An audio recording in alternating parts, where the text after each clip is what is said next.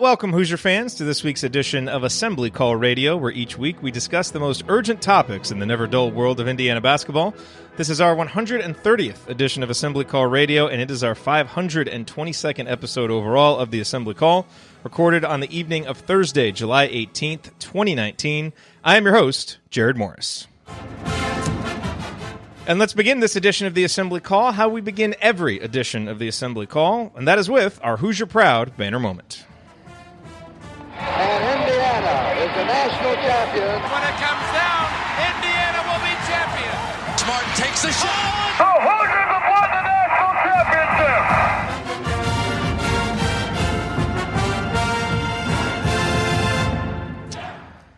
Well, without much to choose from after another slow week, might need to change that never dull line from the intro. This week's banner moment goes back to the world of recruiting. Unfortunately, it's not about a commitment, as Indiana's class of 2020 remains barren, but there was an interesting update from a member of the class of 2021 that, if you squint hard enough with crimson-colored glasses on, can be read as a positive. The update is about Evansville point guard Khristian Lander, rated as a top 30 prospect in his class wherever you look. He's a lightning bolt off the bounce with an improving jump shot, and it is abundantly clear that among all current high school targets for IU, he is the top priority. Well, earlier this week, Corey Evans of Rivals updated Lander's recruitment, which basically sums up what I've heard and read from numerous other sources, including Peegs and Inside the Hall and others. Evans writes, quote, "Do not expect for a college commitment to be made anytime soon, though Indiana may be the team to beat early." This is further evidence that Indiana is in about as good of a position as they could be with Lander. All good. But here's the quote that really stood out to me from Lander himself. Quote, "The program is pretty good, and I like Archie as a coach. I would like to see how he is going to do with this next coming team this season, since last year's team wasn't really his entire recruiting class, so I just want to see how he will do." Unquote. Let me underscore that last point. I just want to see how he will do. As well he should. While I would love for Lander to commit to Indiana tomorrow, the objective side of me that now views recruiting decisions from the perspective of a parent would not think it to be the smartest decision. Archie Miller has done some good things in 2 seasons at IU, but bottom line, his Hoosiers have a losing conference record and have yet to make it to the NCAA tournament. And the roster he's built for year 3 isn't exactly a slam dunk to reverse either of those trends. So if you're a superstar recruit like Lander, who will pretty much have his pick of any school in America, why wouldn't you take a wait-and-see approach with Archie in Indiana, no matter how great your relationship may be right now? And sure, you can view that as a negative from an IU perspective, but I actually look at it as a positive for Archie in the program. This is the next most important recruit for Archie to land. Khristian Lander has the potential to do for Archie what Yogi Ferrell did for Tom Crean. And the player, Lander, is essentially saying, I really like you in the school, now just show me that you can get it done on the court. There's no guarantee, of course, but it sure feels like a successful season on the court will not only bring back some much-needed goodwill with the fan base, but might also further improve Indiana's lead, such that it is with Lander. And with so many things out of your control in sports, it's nice to have some things that feel a little bit in your control. We'll see. I think we can all agree that Indiana's ability to succeed with the pivotal class of 2021, which has an abundance of high major in-state prospects, will largely depend on how the team performs on the court this season. Now for the hard part. Going out and actually getting the wins that prove to top-level recruits that IU is still the place they want to go moving forward. All right, now let me introduce my esteemed co-host for this week's show. To my left, he is a senior writer for the Big Lead and overindulgent tweeter of a fourth-place baseball team that is 16 and a half games back in the standings, and a man who, as we prepare to enter our 9th season of doing the Assembly Call, is still proud to tell you that he's never once hosted the show. 8 years, never hosted. He is Ryan Phillips. Ryan, what is your rant on the past week in IU basketball? I'm just a better navigator than I am a driver, Jerod. Let's be honest. I bet you are so and by the annoying way, in a car on a road trip. We should figure it out sometime. Swing by San Diego. We'll drive to Bloomington, see what happens. First of all, Jerod, I just want you to know that Manny Machado and Fernando Tatis Jr. are doing great in San Diego. I'm sorry about the Chicago White Sox. Really am. But thank you for both of them. Anyway. I really echo what you said about Khristian Lander. I think that is the story of the week. It's that Indiana is basically in position, and if it takes care of business, it'll land him. And now the key is to take care of business. And Archie Miller's got to start taking care of business on the court this year. And I know last year was a crazy season. We all saw it. If you look at it from far away, it looks awful. You look at it in the moment, and you can see all the reasons things went bad. And there were a lot of them, and it's not an excuse, but there was a lot of really difficult things to deal with. And I think when Archie finally put his foot down and said, no, you can't just screw around. This is the way I want to do things. Things turned around and started to get better. And I think that's the lesson he learned for this year, is that there's no letting up and there's no going easy on people. And so I think that for Archie, he just needs to be Archie, and he needs to do what he knows is right, not change what he's doing. Obviously, rely on your assistant coaches, rely on Cliff Marshall, rely on the people around you, but do things the way you have been raised to do them, and really, sort of kick things into gear this year. And if you do that, the recruits will follow. And so I think there's a positive there with the Lander recruitment. Basically, if Indiana takes care of business, unless anything crazy happens, he's landing in Bloomington.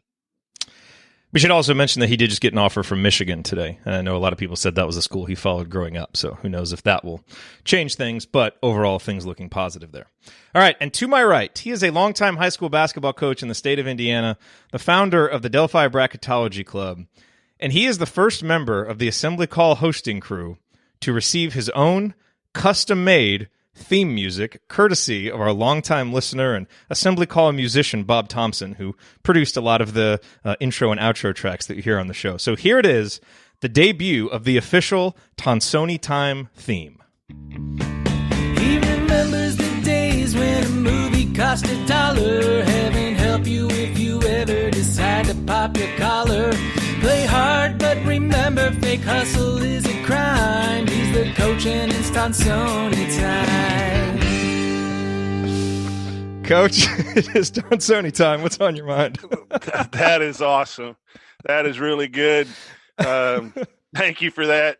Hey, there's a lot on my mind when there's a downtime. Just waiting for things to pop so we can have some discussions, from the schedule to recruits to the new assistant coach, and trying to figure out what's going to happen in the year to come. But very interesting. I think we're going to see a couple of these guys here in August start coming towards Indiana's way, and then it's just I'm chomping at the bit to see what this team's going to be like. And I think you see the rankings from Bart Torvik and all of that about Indiana being 10th. I think there's a range of places, and so I'm just interested in getting going and getting the football season going, getting that to a 5-7 record, and then moving into the basketball season and seeing what we have, because I do think it's a very vital year. And the other thing that it's just crazy fan base is how when Tom Crean was coaching, there was no defense and we weren't recruiting the state. And now Archie's playing defense a little bit better, or quite a bit better, and moving in that direction and recruiting the state. And now it's, hey, we have a bad offense, need an offensive guru to come in with the assistant coach, and we need to recruit outside of Indiana. So I'm just ready for things to smooth out a little bit. And, maybe a certain coach returning to the area code can help that as well. So a lot's on my mind, and looking forward to the rest of the show. I want to hear that song again. We'll play it again in the break. It is a great, great song.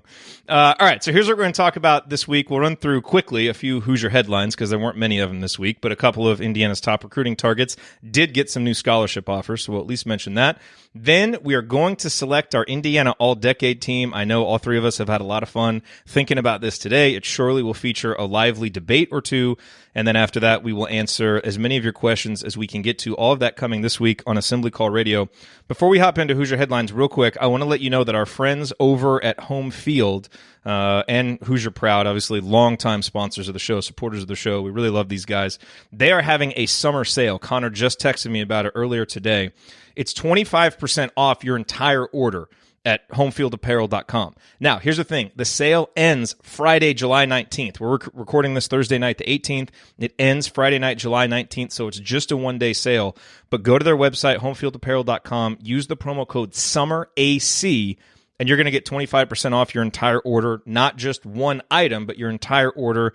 So whether it's the Bison logo t-shirt, the Indiana All the Way t-shirt, the Script Indiana t-shirt, they've got some great t-shirts. I own those. I love them. And if you want to think ahead, get your Bison logo sweatshirt before the temperature changes. Get prepared for winter. Stock up. Again, the code is SUMMERAC. but just make sure that you do it by Friday, July 19th, so that you get that 25% off. All right, guys, so Hoosier headlines this week. Still no assistant coach, so not much to talk about there. Archie Miller did offer a few scholarships to some 5-star guys in the class of 2021. I think we all agree, let's let those guys actually visit campus before we get too excited and really start talking about that. Happy birthday to Calvert Chaney and OG Anunoby. That's always big news. But the one thing maybe who are they, right? The one thing to talk about, though, is Trey Galloway and Anthony Leal, two of Indiana's top targets in the class of 2020, both received offers from Ohio State.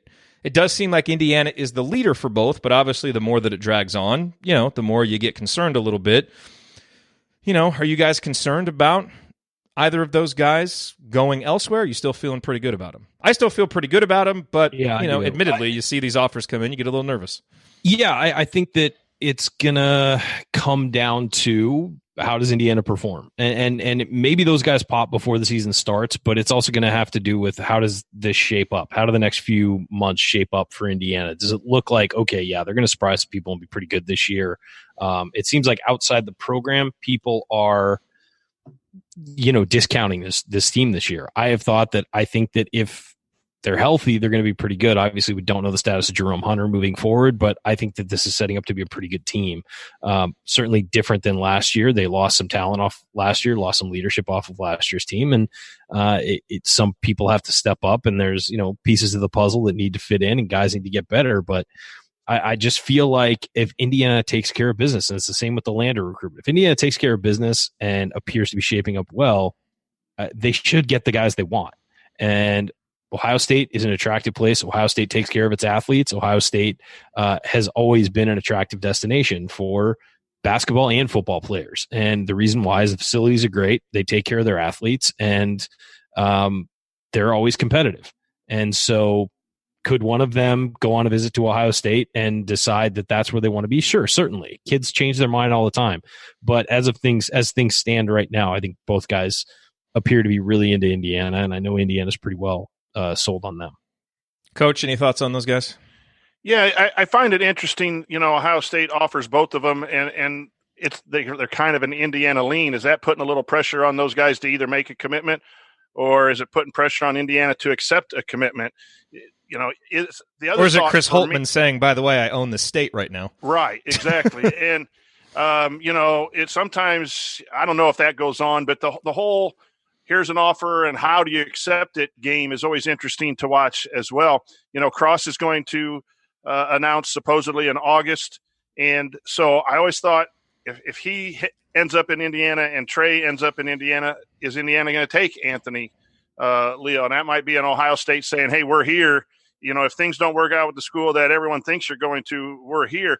The other thing I think that it shows me is everyone was kind of down on Trey and Anthony as not being top 50, top 75, top players early in their rankings. And I know Trey's probably going to move up here some, according to some sites, but it kind of legitimizes them as Big Ten players when Ohio State is now coming in after them a little bit. Not that, Archie needs that validation, but I think that helps fans a little bit say that these are guys that can play at this next level and they can help Indiana in the seasons to come.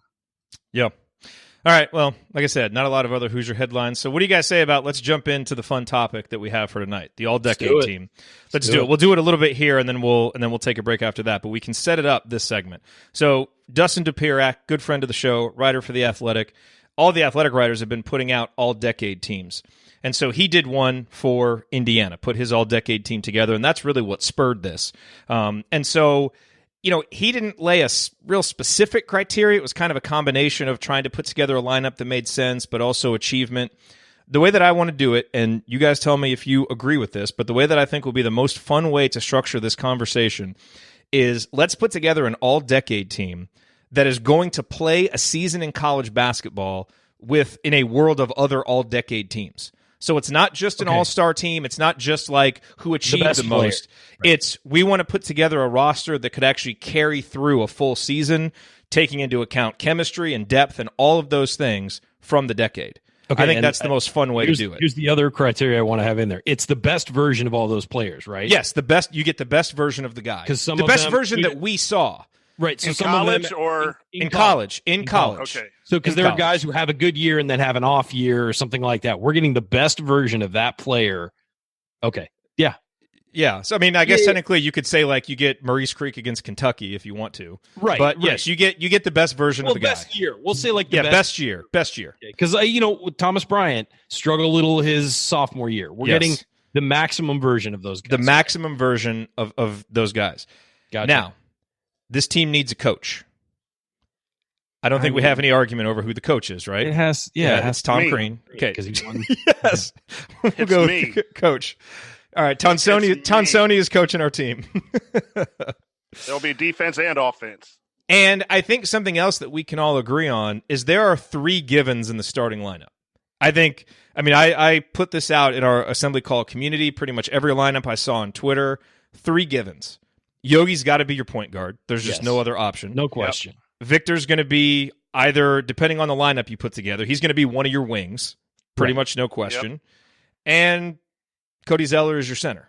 Duh. Now, he can't shoot from outside, so you could make an argument that you might construct a lineup without him in it, but I don't see it happening. No. I think if you're Come making on, an let's all-decade just- team, it has to be We're all Cody. going with those 3 Okay. guys, right? All right. I mean, is that, Coach, I'm assuming you're going with those 3 guys? I certainly am. Yes, exactly. Yeah, okay. So I want to say something, too. I don't want to structure this like guard, forwards. No, it's center. just a lineup.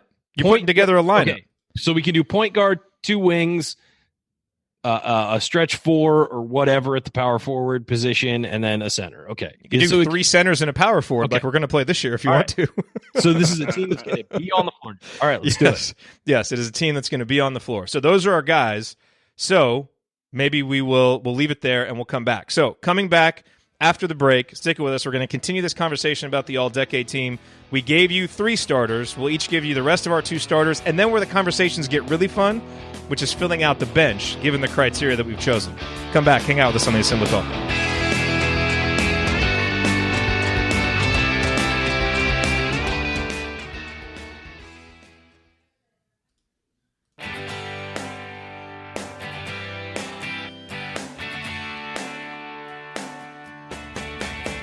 This is Verdell Jones. What's better than an epic buzzer beater? The full court dribble and a perfectly placed pass to set it all up. And of course celebrating with Hoosier Nation afterwards. So join Jerod, Andy, Ryan, and Coach on the Assembly Call after every IU basketball game. Go Hoosiers. Thank you, Verdell. Welcome back to the Assembly Call. You can find all of our content at our website, assemblycall.com. And if you ever want to participate in our unedited live broadcast or watch those replays or participate in the live chat during our unedited live broadcast, check out our YouTube channel at youtube.com/assemblycall. I'm Jerod Morris. I'm here with Ryan Phillips and the coach Brian Tonsoni. Guys, we are putting together our all-decade team for Indiana. As we just talked about previously, the criteria is simple. We're putting this together to play a full season in kind of a universe where it's against all other all-decade teams. So it's not just an all-star team. It's not just achievement. You're actually putting together a roster you think can work. Tom Crean is our coach. And I think we all agree that Yogi Ferrell, Victor Oladipo, and Cody Zeller are kind of locked into the starting lineup. Let's And go. you can put guys on for like chemistry reasons, whatever. Totally. You're Yeah. putting together your roster that you want to roll into this fantasy season with. That's what you're doing. So let's talk about our other 2 starters. And I will preface this by saying what makes this conversation fun is I put this out in our Assembly Call community with basically that. Hey, Yogi, Victor, and Cody are the givens. Who are your other 2? Out of 14 responses, 10 guys were named for the other 2 starting lineup positions, which just kind of shows you how many different really good, really skilled players have been here. So, Coach, why don't you go first? Who are your other 2 starters and why? Well, the criteria, I might have to make a change. I like OG in the starting lineup, but his best year, he was hurt for half a year. So, if we're going on potential, I like OG as a small forward, so I'll stay with that, I guess. Yeah, I don't know that he had... We're considering these guys are going to be healthy. Like, we're just... Okay. I think. And then the power forward for me would be Watford, his ability to guard and stretch the floor. So those would be my other 2 starters. I had the same thing, because if you have Well, Zeller that's out boring. there, well, yeah, but I think it'll get kidding. interesting after that. Because I think if you have Zeller out there who doesn't really shoot, I feel like you've got to get shooting from the other guys, and that's what did it with me for Watford. And with OG, I mean, the defense that you're going to get with OG and Victor out there is just unbelievable. So you've got to believe in his 3-point shooting a little bit, I think, for that to work. But those were my two choices as well. Ryan, did you go in a different direction? You guys are dead wrong. No, so I have obviously when I wrote this down, I had Yogi starting at point guard. I had Victor as the as the shooting guard. I put Romeo Langford as the small forward. I want a guy who can attack the basket off the wing. I think that Yogi and Victor can shoot well enough there, and then get a guy who's just a pure driving wing with Romeo Langford. We forget because that season was unsuccessful. Look at his numbers. He had one of the best freshman seasons in IU history. Guy was as good as anybody attacking the basket. Yeah, couldn't shoot, but with the guys around him, I don't think he's going to need to. Because then I'm putting Christian Wofford at the power forward as well. Guy who can knock down shots. His last year on campus started driving more, started getting buckets in the paint, started defending. He could defend 1 through 5. And then you have Cody Zeller at center. And I think with what I have on the bench, which is where this conversation goes next, I think you make up for anything that Romeo Langford can't do for you, or maybe the holes that are there for Christian Wofford. But you look at Christian Wofford's numbers, and yeah, he didn't win a championship, but he's another one of those guys where you look at his numbers and quietly had a phenomenal career at Indiana with what he did. And I remember heading into his senior year, he was the active leader in the Big Ten in points and rebounds, for his among active players. That's a guy who did a lot that got overlooked because of the guys he played with in, Victor Oladipo, Jordan Hulls, Cody Zeller, guys like that. So I think really that's solid starting 4. You guys named it. You guys both named it. But here's the problem. Let me just say one thing about Wofford before. I think Wofford is as much of a lock as the other 3 guys, in my opinion. If you look at the numbers, there weren't any lineups I made that didn't have Watford in there. Yeah, I know that Dustin on his put Thomas Bryant in there. I didn't think that was really a fit next to Cody.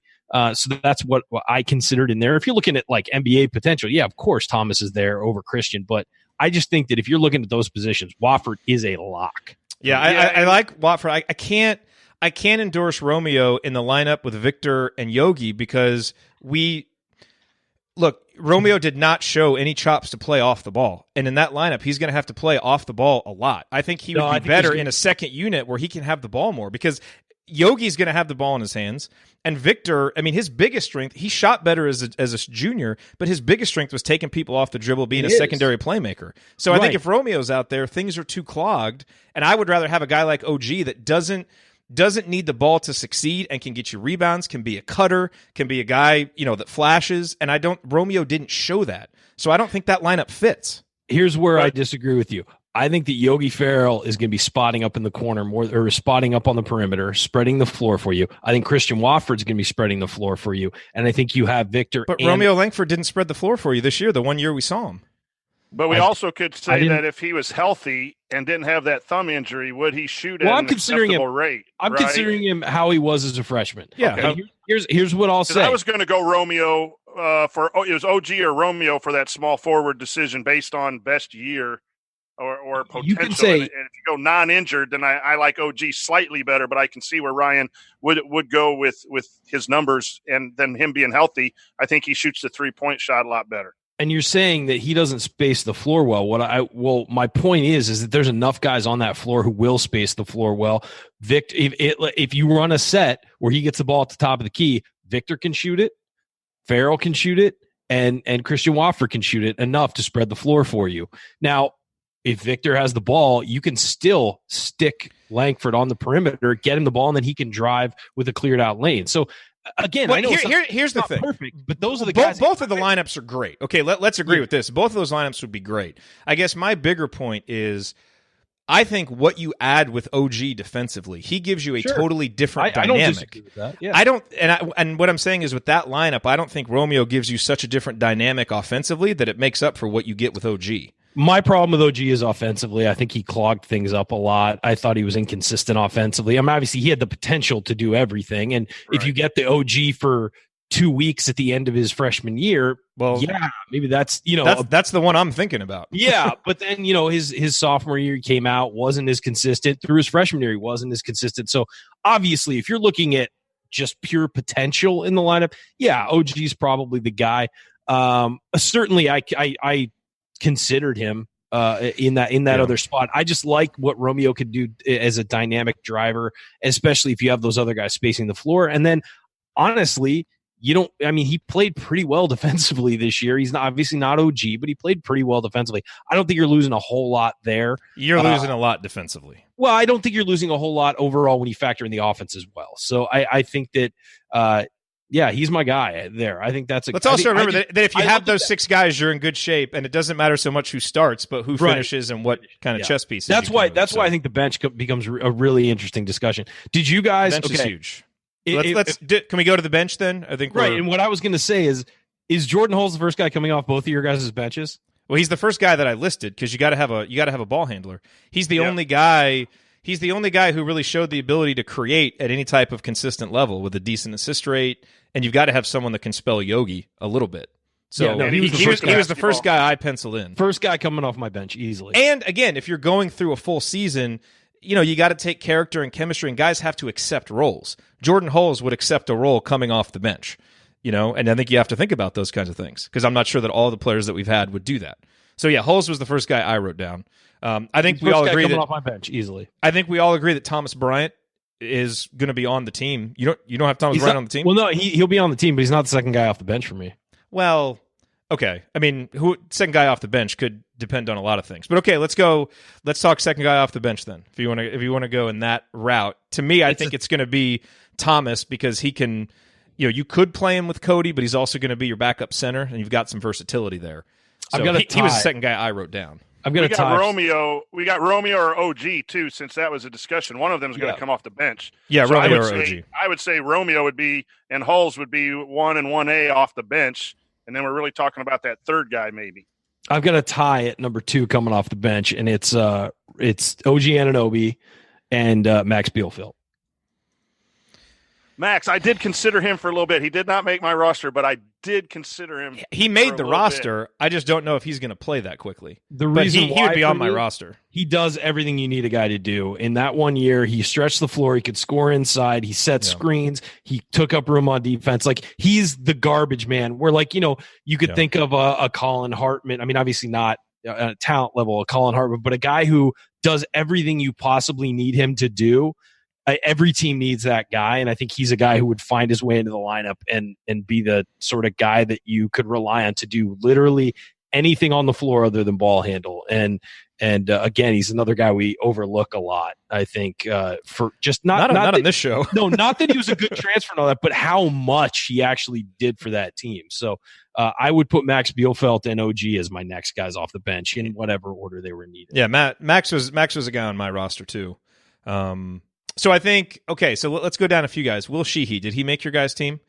Yes. Because he's on my roster, I think, because he's a guy who's proven he can accept a bench role. He gives you some much-needed fire with certain lineups and kind of certain combinations of players. I think you need that. And he's a guy who made some big shots. So I like having Will Sheehy in there. Now, one that I think might be controversial is I chose Robert Johnson over James Blackman Jr. I did not have James Blackman Jr. on my team, even though he's the best shooter that we've seen in this entire run, and I fully expect to take some criticism for that, and it might be warranted. The reason why I like Robert Johnson is because of the defense, and because, again, now we're getting into guys accepting roles, and I think Robert Johnson maybe proved that he was a little bit more versatile and a little bit more able to accept different roles than James Blackman was. So I did not have Blackman on my roster, but I did have Robert Johnson on there. Do you guys agree or disagree with that? So the way I picked this was I had 5 stars and 5 bench guys. Right, that's what I did as well. Because otherwise, you're just naming everybody who played in the 2000, or in the 2010. Not necessarily. I mean, I filled out 13 scholarship players, but I think you have to think about the guys at the end of the bench. If they're not going to accept those roles, now you've got cancers in the locker room. So So I'm just telling you who I picked. I mean, so I didn't have either one of those guys, and I didn't have Sheehy on my roster. And it's not because you've always hated Sheehy. You're right. I always hated Sheehy. So Jordan Hulls, OG Anunoby, Max Bielfeldt, Thomas Bryant, and who was my other one? I'm looking at the list right now to try and remember. Yeah, I've got that whole list on there. Nick Zeisloft. Yeah, Zeisloft, I had a hard time leaving him off. Because you got to have a guy who can come off the bench and knock down shots. And that's Hulls, Robert Johnson can be that guy. His shooting was so frustrating, Jerod. Yeah, but when Robert Johnson was a 4th or 5th option, he was a really good shooter. He struggled as the 1st and 2nd option. And the lineups he would be playing with, because I'm thinking you're taking Robert Johnson his sophomore year role when he was incredible. And I think he would fit really well in this team. I just think that when you get to the lower angle of the bench, you need guys who can do one thing really well. And Zaislav, his defense got better his final year. He was a swinging gate his first couple years. Defense got much better his final year. But I will say that when you get down on that bench, you're bringing guys in for a reason. And you would have him in there to be the shooter. If you're comparing Robert Johnson, James Blackman Jr., or Nick Zaislav, I'm taking Zaislav. I want the guy who plays defense. Well, I get that, but what about a Vinny Johnson type microwave guy off your bench? You got Oladipo, OG. I had Sheehy, Zeller. You got some defensive guys. You need a guy to come in and bang 3 or 4 threes like that. Then get him out if he's. How many times did that happen against IU last year? Blackman bench guy comes in. Vinny Johnson off the bench. But is Blackman going to accept that role through a full season? Which is why I don't put him on. That's why I didn't have him. He is if I'm the coach. Well, then what were you doing?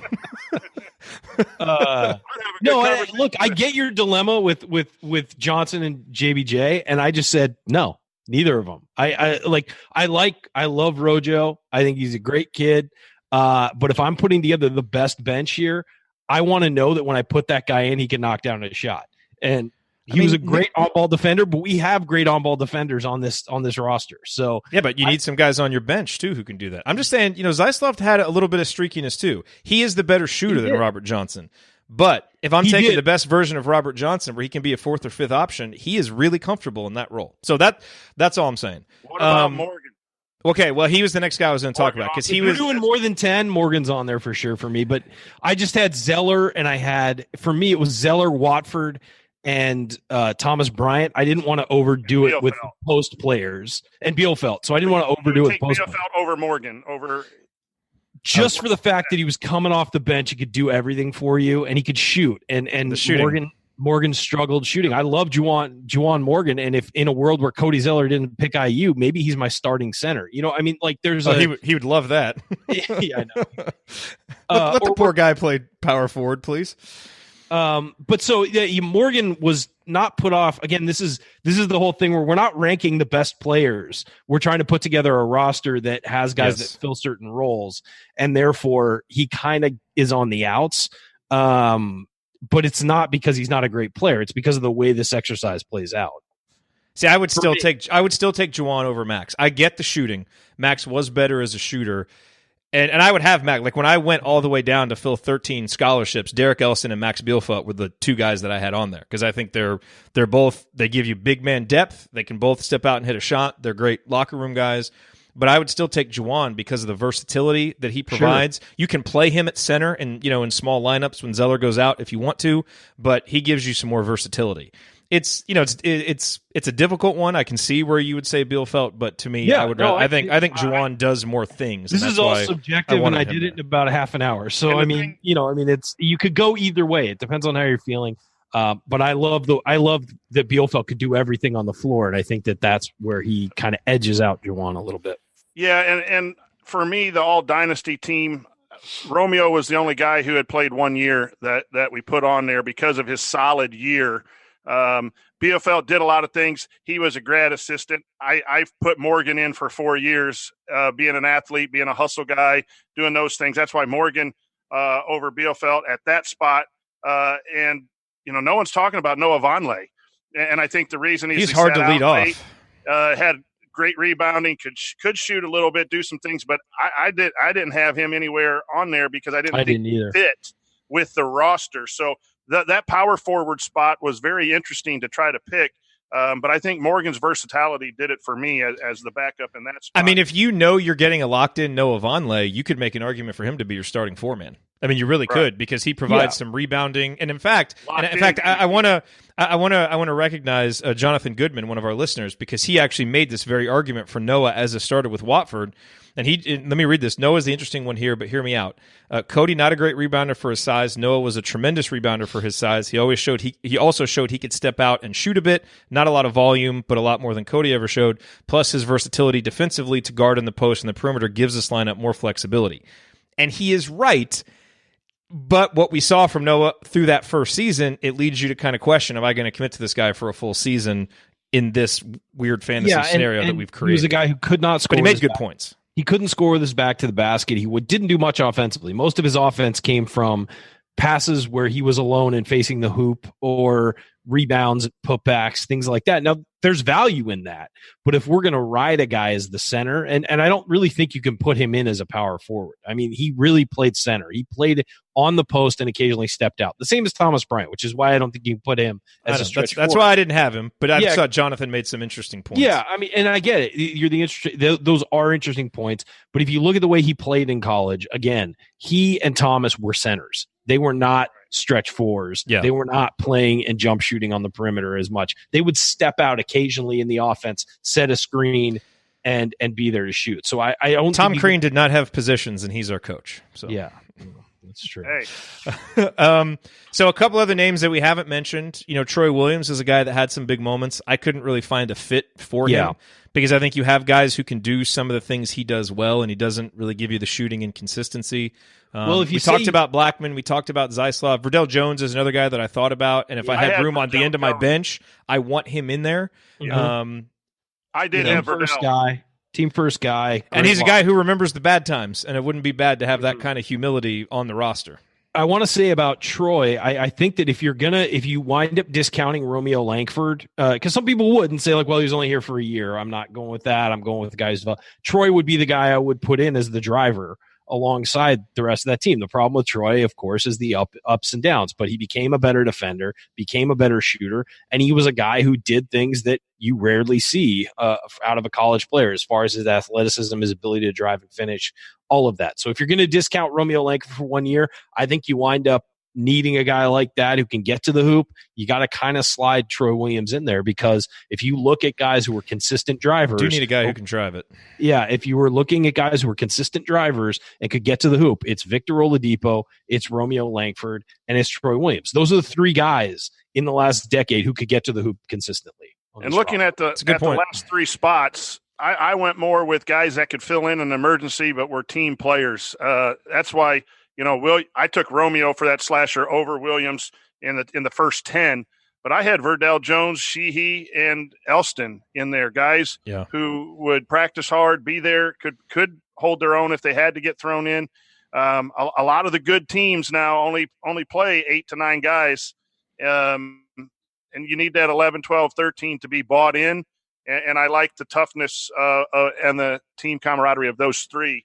Others, I thought maybe – I had Johnson listed, Bielefeld, even maybe Tom Pritchard for his for dunking for dunking in the one game as a very, very last resort if we needed. But those were my three filling out the scholarship: Verdell, Will, and then Derek. And Zach McRoberts walks on, because you can always add him. Well, I was going to say you got to pick one walk on who's not Zach McRoberts, because he had a scholarship elsewhere. Who do you pick? Finkelmeyer. That was the name that came up. I don't even remember ever watching him play. Oh man! Now do we want to talk about Devin Dumas or any of those guys? No, I don't Andy's think so. Not here, so I don't think I ever want to talk about. I Devin think we do. Yeah. Okay, so is there anybody else that we need to discuss here? I think we talked about.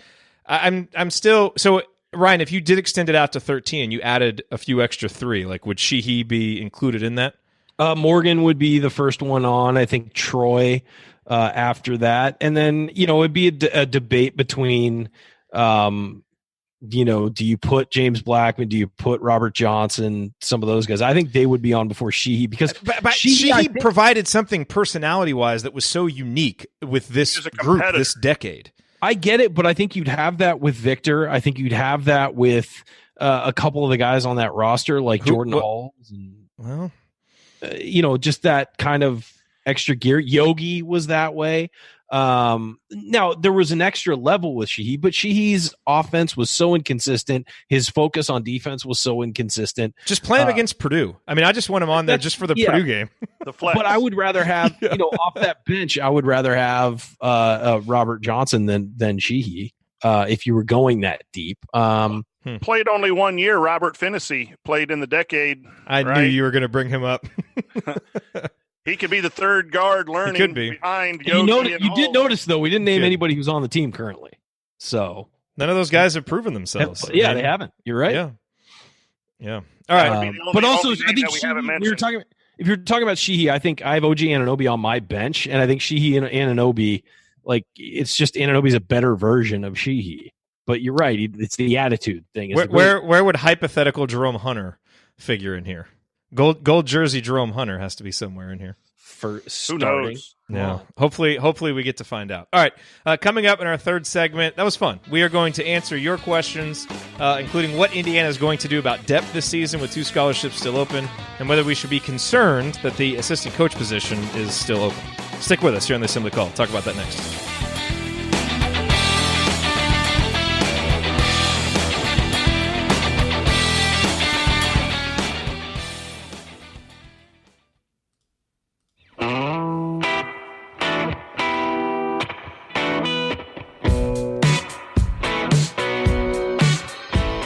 Ethan Happ, and I never listen to the Assembly Call, especially the episodes that Ryan is on. Welcome back to the Assembly Call. I'm Stop Jerod making Moore. me like Ethan Happ. Here with Ryan Phillips, sorry, Ethan, and the coach, Brian Tonsoni. Remember that you need to be subscribed to our email newsletter. We send out a weekly IU News Roundup, even during the offseason, and after every game, we send out a detailed post-game analysis. Just text IU to 66866 or go to assemblycall.com. That's IU to 66866 or go to assemblycall.com. All right, guys, time for the mailbag. These questions were submitted in our private IU basketball discussion community, assemblycall.com/community for details on that. Let's see. First couple questions from JD. Was the past week the deadest week of offseason IU basketball news yet? Lee, is there anything to discuss? Boring week. Hopefully, we've done 48 minutes so far. Hopefully, we've given the folks something. But man, these last couple weeks, they have felt about as dead as it can get. I suppose this probably always happens in the summer. It's just when you get into the moment of it, it feels a little bit more acute. But we definitely need some good recruiting news to get everybody excited, and so that we can do, Ryan, one of your patented scouting reports. We haven't had one of those. We have not had one in a long time. No, really, there isn't much going on this week, which is why we come up with things to do. So hopefully you guys enjoyed that last segment. Thank you, Dustin Dopirak. Yeah, really, Dustin, coming through, man. Congratulations on the wedding, by the way. We appreciate it. But yeah, no, thank you. Okay, so let's go on to some other real questions. So this from Rick. It seems that with only 11 scholarship players, injuries are especially concerning. Yeah, especially when one of those scholarship players already has an injury that is concerning in Jerome Hunter. Any word on 1 or 2 McRoberts-like walk-ons that might be able to contribute some positive, meaningful minutes? So the 2 walk-ons that we have on the roster right now are VJ Blackman, a redshirt junior, obviously the brother of James Blackman, and then Nathan Childress, who is a preferred walk-on, I believe, a freshman from Zionsville. Obviously, if you get down to the point where you're playing walk-ons, you're usually in a little bit of trouble. And you can say, what about Zach McRoberts? Zach McRoberts was a scholarship player at Vermont. He's a little bit different than your normal walk-on. So that's not really a comparison. But, you've got VJ Blackman's been in the system for a couple of years. He can come in and knock down shots. You only have 4 guards on the roster. So, there's a chance he could get some playing time, if there's injuries or other stuff. We hope that doesn't happen. But to that larger question, Ryan, how concerned are you about depth right now, given what's on the roster and what we know about some of the injury situations? After last year, we could have a full roster and like 6 walk-ons. I'd still be worried about depth. It's fair. Injuries can hit at any point, and it's really scary. It is scary to not have that depth, especially with not knowing what's going to happen to Jerome Hunter, being down 1 scholarship, and then having 2 walk-ons. There are rumors there's going to be another walk-on coming on, but again, walk-ons aren't people you count on. Walk-ons are practice bodies who often come in late in games. Occasionally, they develop into a really good player, but that's very rare. So, yeah, it's a tough situation. I am worried about depth with this team. Guys got to stay healthy. It's great that you bring in a guy like Joey Bronk, who seems to be pretty durable and can play a lot, but then you've got Deron Davis, not super durable. You've got Jerome Hunter, where you don't know what much is going on. Race Thompson just missed most of his first season. There are a lot of concerns there, and hopefully, the pendulum bounces back this year and everybody's healthy, because last year was a real tough one. Yeah.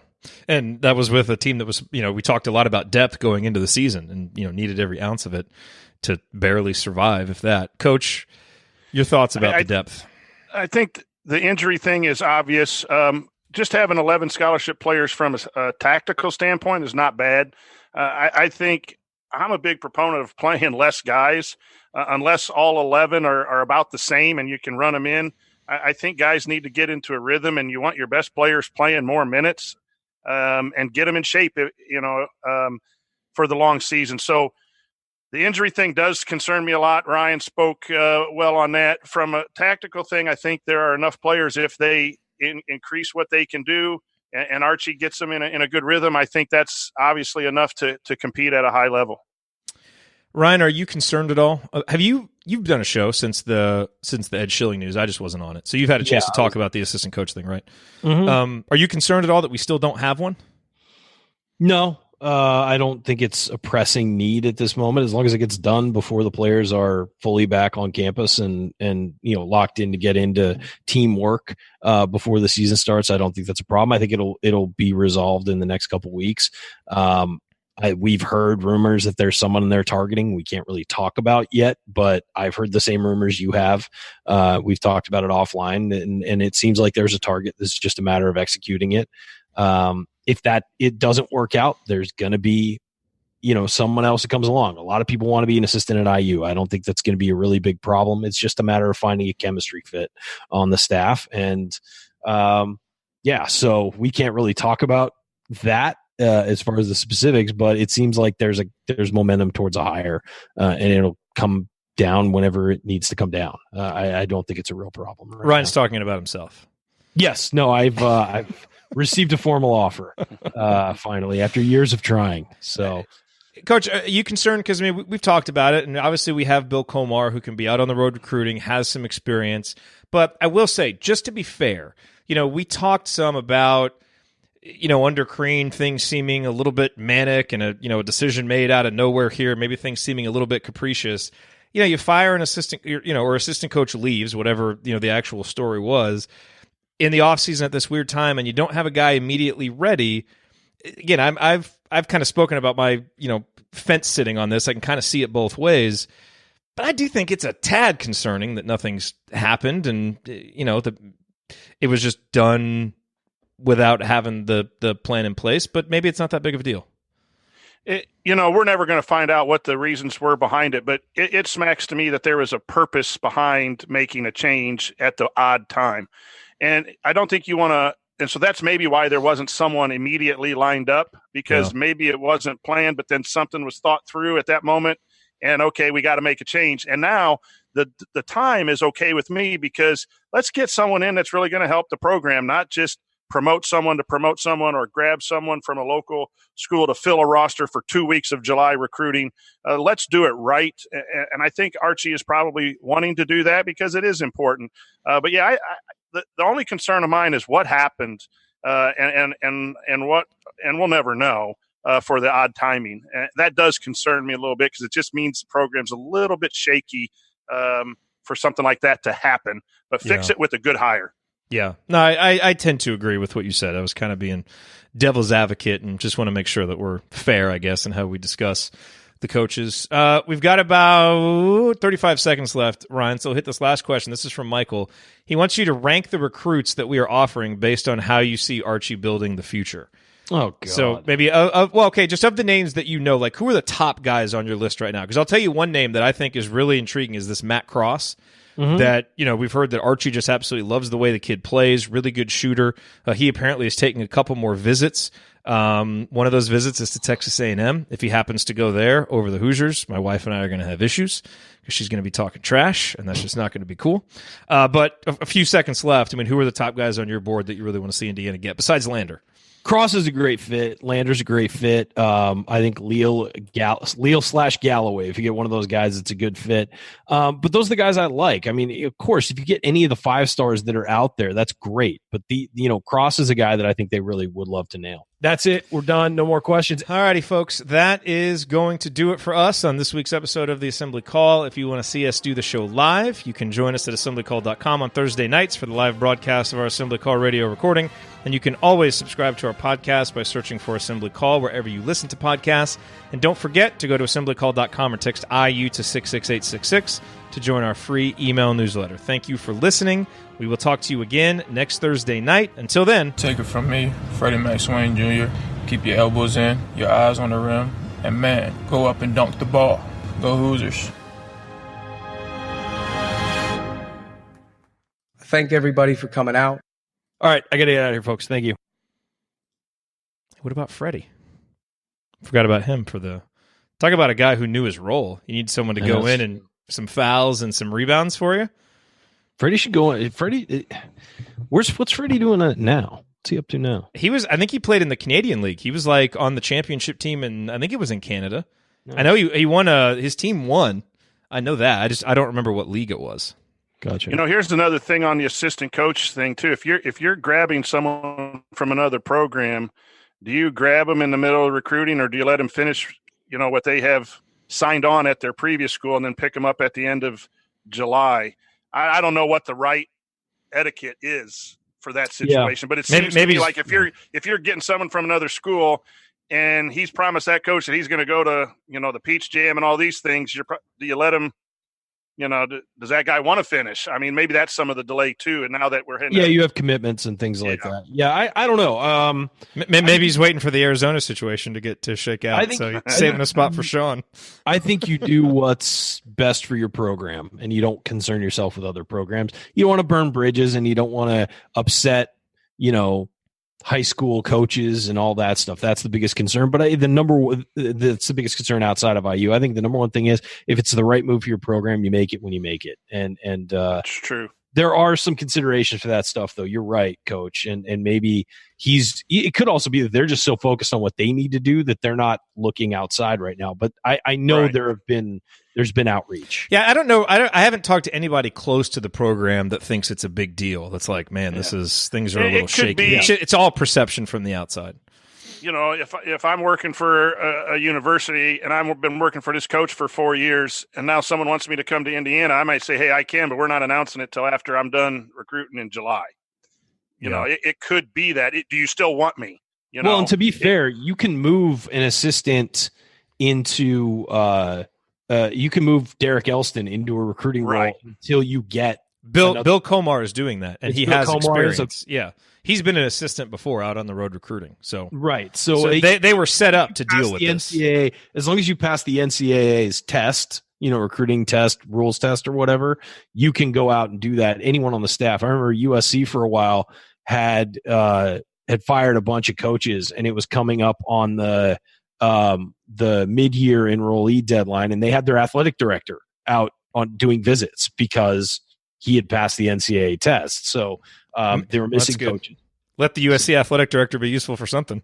Yeah, because that athletic department, guys, if you ever are worried about the Indiana athletic department, just watch Ryan's Twitter stream during football season. Let me tell you what's going on. But hey, but they hired a USC guy, right? So, I mean, wasn't that supposed to fix everything?